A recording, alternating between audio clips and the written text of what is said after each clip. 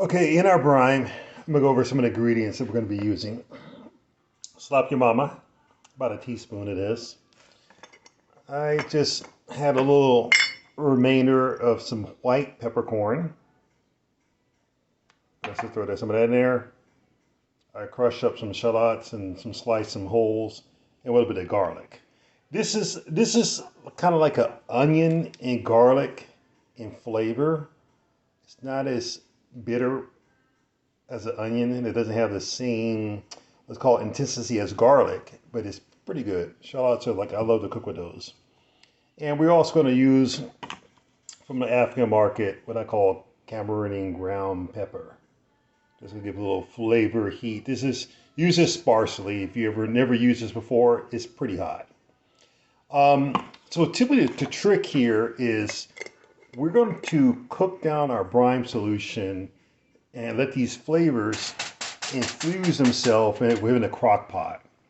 And if you do this for like 24 hours, whatever, that broth that you're cooking in is going to be rich with flavor.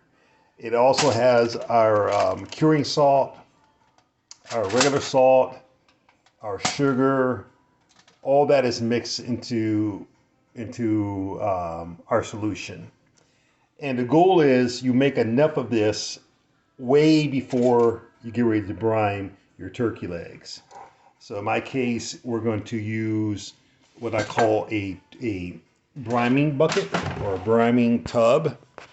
And basically what we're going to do is once this broth is cooked down, we're going to actually chill off that brine, and we're going to let that leg soak in that for probably at least 12 to 14 hours before we put this on the smoker.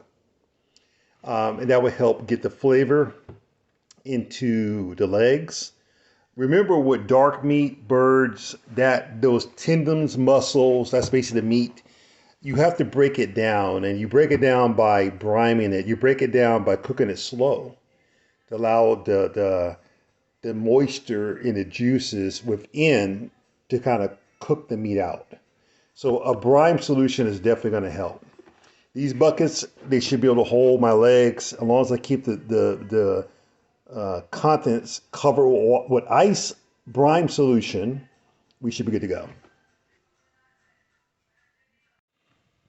Okay, we have our basically the brine or broth, whatever you want to call it.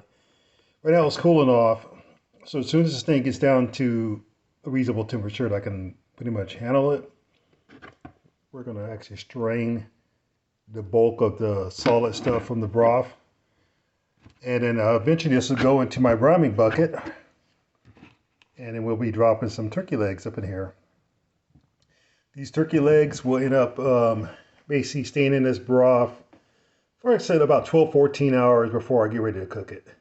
So hopefully about this time tomorrow, the day before Thanksgiving, I'll get the turkey legs out, rinse off any excess salt, and then we'll be basically cooking up or steaming up some turkey legs for Thanksgiving using Creole can brine solution. We're also going to use what we call injectable butter or injectable marinade. It's just a different way of getting more moisture and flavor within the meats. This is good like for pork, turkey, chicken, pheasant. Anything that has a lot of meat that could become dry or excessive lean. If you just use an injector, it comes out pretty good. Stay tuned. We got more coming. Okay, so this is the final, what I call brine bath. This is under my little bucket here. Basically, I'm going to put this on ice and close this down so it stays cool. And like I said, we'll keep on agitating the brine solution.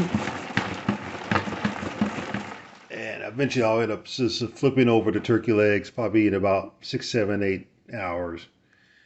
Once this has been fully brined, we'll rinse it. And then we'll proceed to cooking the turkey on the smoker so we can start smoking these things out. So these are 4 big turkey legs bought at the local grocery up here in Austin called Randalls.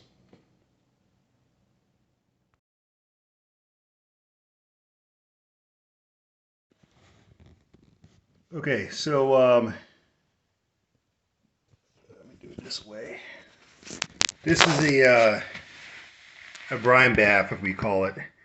We got turkey legs up in here, and I put this thermometer in there to kind of give you an idea how cool this bath of brine is. It's right around, a second here, it's right around something like 30 degrees or 34 degrees, somewhere in that range, above freezing. And all I'm doing now is just kind of agitating this bath so that we can get a lot of the brine solution moved around in the bath.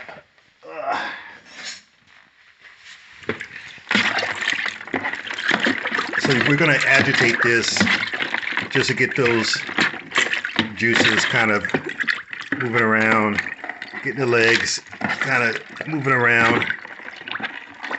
And the purpose of this is just to make sure that we keep the brine solution and the stuff that's settling in it kind of moved and floating around so we can get a lot of that moisture and content into the turkey legs.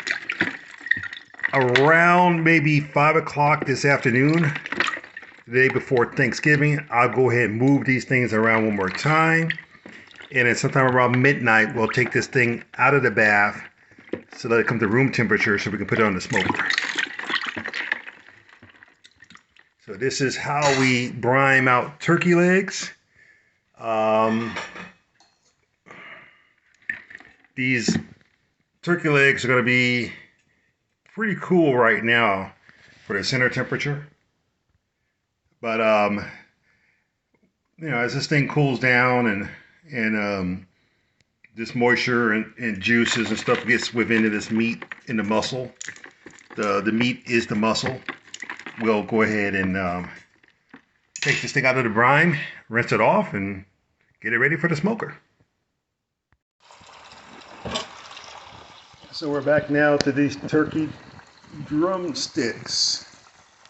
So what's happening here now is we're going to rinse off these legs and let this stuff come up to kind of room temperature.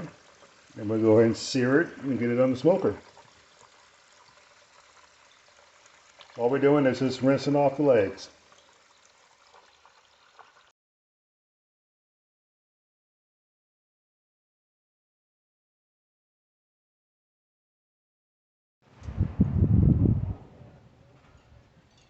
And these are the turkey legs still smoking out.